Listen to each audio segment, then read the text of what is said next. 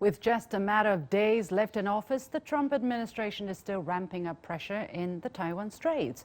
On January the 9th, U.S. Secretary of State Mike Pompeo announced that Washington is lifting self-imposed restrictions on official contacts between U.S. and Taiwan officials. As Beijing warns Washington against crossing a dangerous red line, how will America's moves influence China-U.S. ties going forward? And what are the calculations behind the scenes? Joining me is Mr. Zheng Youping, professor at Taipei University, is joining us from Taipei, and Ian Goodrum, senior editor and columnist at China Daily, joining us from Beijing. Gentlemen, welcome to The Point. So, as I said, a series of actions on January the 7th. Pompeo announced U.S. Ambassador to the United Nations, Kelly Craft, will visit Taiwan from January the 13th to the 15th. The U.S. State Department also announced it plans to hold a video conference with Taiwan authorities to discuss regional developments as well as military cooperation and arms sales. And then on 9th, Pompeo said he has lifted what he called self-imposed restrictions on U.S. contacts with Taiwan. So with just several days left, before Trump finally leaves office and Pompeo with it, Mr. Zheng, Professor Zheng, how do you view Pompeo's moves or the Trump administration's moves during these last days?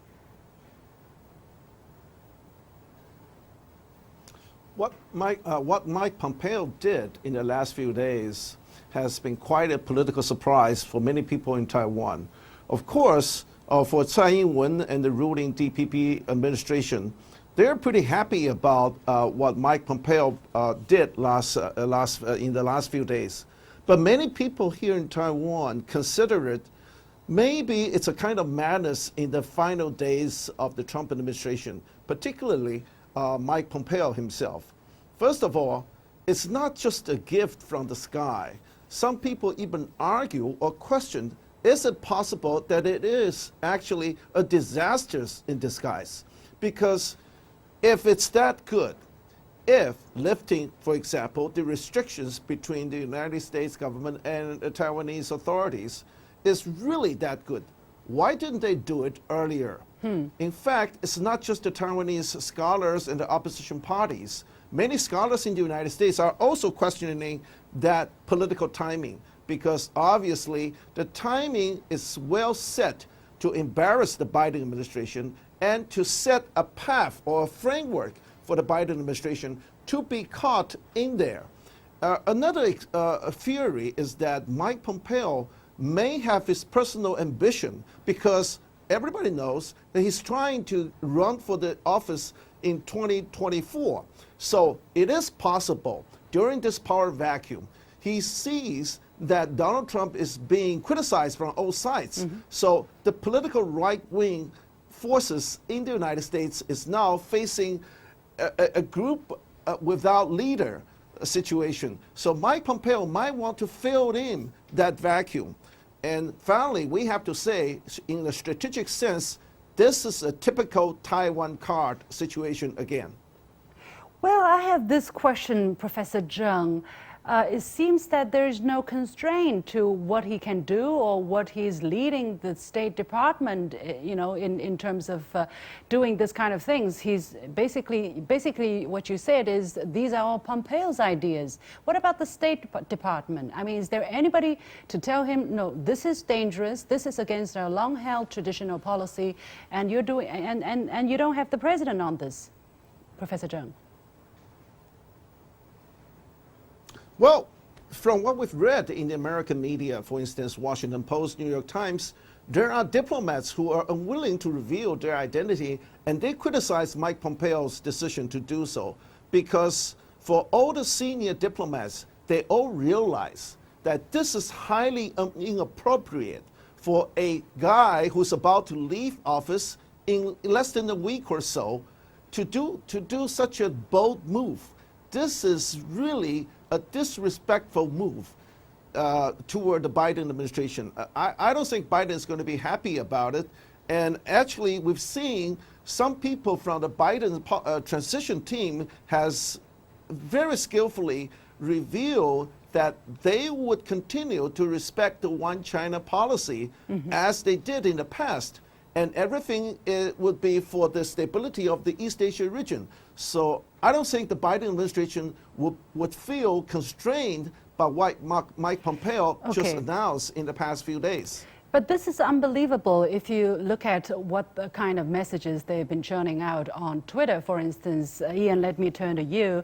One tweet after another, they come out with messages, touting the American democracy, touting how great, what the glorious causes they're standing for, American democracy. And then they are, announcing these very dangerous moves on behalf of the U.S. State Department in the last few days of this administration. It feels like it's the right thing to do, Ian. It's unbelievable that they can just go out there and announce these things and think they can get away with it. Well, I mean, this is what's known as poisoning the well, right? And typically a smart poisoner would be dripping the stuff into the well over time so people don't notice. But what Mike Pompeo and others have been doing is dumping gallons and gallons of the stuff. It's an effort to kind of hamstring the Biden administration and force them into an anti-China posture by doing these things, because it's very politically difficult in the United States now to do anything that is seen as softening or normalizing the relationship, because the anti-China bipartisan consensus is so strong. You see any of these sanctions bills that are being thrown at China over this issue or that issue, they have massive bipartisan support. It's very politically unpopular to do this, and it's been a very successful campaign to make it that way. This is not, let's keep in mind, this is the last thrashings of a desperate administration, a lame duck administration to do this, but they've been building and building over the course of their 4 years. And as previous guests indicated, this is not a new posture either. This was done in the Obama administration, the George W. Bush administration. There's been plenty of policies that have laid the groundwork for this, but they've been intensified and turbocharged by this most recent administration. So the question is whether this will work. Hopefully, I hope it doesn't, but the possibility is there that the hand will be forced. I mean, that's the goal here. Yeah. But do you think any calculation has been made as to the potential consequence of provoking, of dropping such a bombshell announcement one after another? Because China takes this very seriously, right? Let's take a very quick look at the Chinese government reaction. For instance, the foreign ministry called these actions a final act of desperation, and Zheng Lijian also said, "Stop going against the tide of history, otherwise it's a very dangerous path." Professor Zheng, do you think the U.S. or Pompeo has done no calculation as to the kind of potential consequence his action might cause to China? No, if we take a look at this whole matter from Mike Pompeo's viewpoint, then you will realize that it's a highly calculated, very sophisticated political conspiracy. On his part, he is now announcing to the world, maybe with or without Donald Trump's personal knowledge, that he is the foremost anti-China person in the United States government today. So if any right-wing political force is seeking to find a new hero, a new leader, he's the one they should look for. And secondly, if the Biden administration decides to revert back to what it was, at least in the Obama administration, that between the United States and China, there's this basic premises based on the one China policy or one China principle, then he could always come back and criticize the Biden administration for being a coward, for being too soft on China. And just as our distinguished guest here just mentioned, that there is a consensus in the United States today that China seems to be one of the most important, or the systemic rival vis-a-vis the United States today. So he's gaining both ways anyway. So I would have to say, Mike Pompeo, the number one from the West Point Academy, he's not a dumb person. He's very smart. This is a very smart political move. But I have to say, well, overall, this could seriously jeopardize the Sino-U.S. relationship. And if handled not delicate enough, the Biden administration may suffer the consequences because of the lack of political trust that he has to build between he and Beijing. Well, I feel sorry. I feel sorry for the U.S. government and for the U.S. people that their public institutions, their State Department, their foreign diplomatic machine is being hijacked by a politician, by a smart politician who's thinking about his self-served interest, right? Going down 2024, what's going to happen to him? This is unprecedented, Ian. Well, this is a very rash move, of course, but let's also keep in mind that the State Department has always been a political office, despite the claims from the U.S. that is an apolitical kind of purely diplomatic office. The State Department has been used for many political purposes. And speaking about consequences, it's true that this is a calculated move, but let's also keep in mind that I don't think there's a voice in his head or an angel on the shoulder talking about consequences, because any high-ranking U.S. official has in their head the idea that they can behave without consequences, because there are no consequences for the United States when it acts in this way, in this unilateral way. There is no enforcement. There is no response. Is this going to change, Ian? This is a very important question, because we believe, if you do wrong things, eventually there is consequence. God leaves nobody, or the heaven leaves nobody unnoticed, untouched, right? If you do bad things, things will catch back on you, Ian.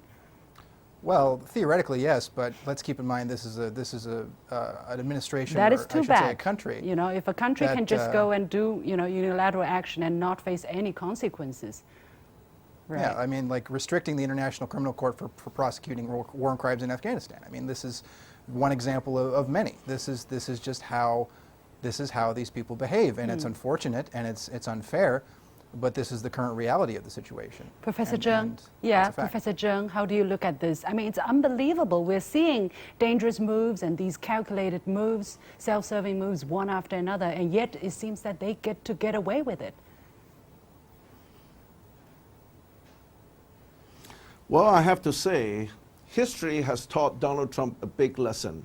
So he couldn't run for the re-election. He's abandoned by his voters, the American electorates, for sure. But somebody like Mike Pompeo may have to pay for his own mistakes in the future.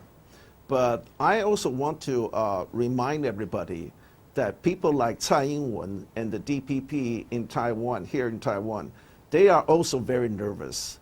From the responses they gave in the last 2 days, it seems that DPP and Tsai Ing-wen are feeling that they are showing that they are very cautious and reserved in terms of responding to Mike Pompeo's announcements. And I have to say that DPP nowadays is walking on a tightrope, and it's very dangerous for them, because either way they could jeopardize their relationship with the outgoing and the incoming American administration at the same time. Well, I hope if anybody plays any games, go and play at your home, don't come all the way to the other side of the Pacific and cause troubles here. That's really, the Chinese people will not swallow that. Many thanks to my two guests, Professor Zheng Youping joining us from Taipei and Ian Goodrum joining us from Beijing, senior editor and columnist at China Daily. With that, we come to the end of this edition of The Point. As always, you can follow me on Facebook and Twitter using the handle Luxin in Beijing. Download the application called CGTN to watch the show on your mobile devices, or go to YouTube and look for CGTN The Point. Thanks for watching. You've got The Point.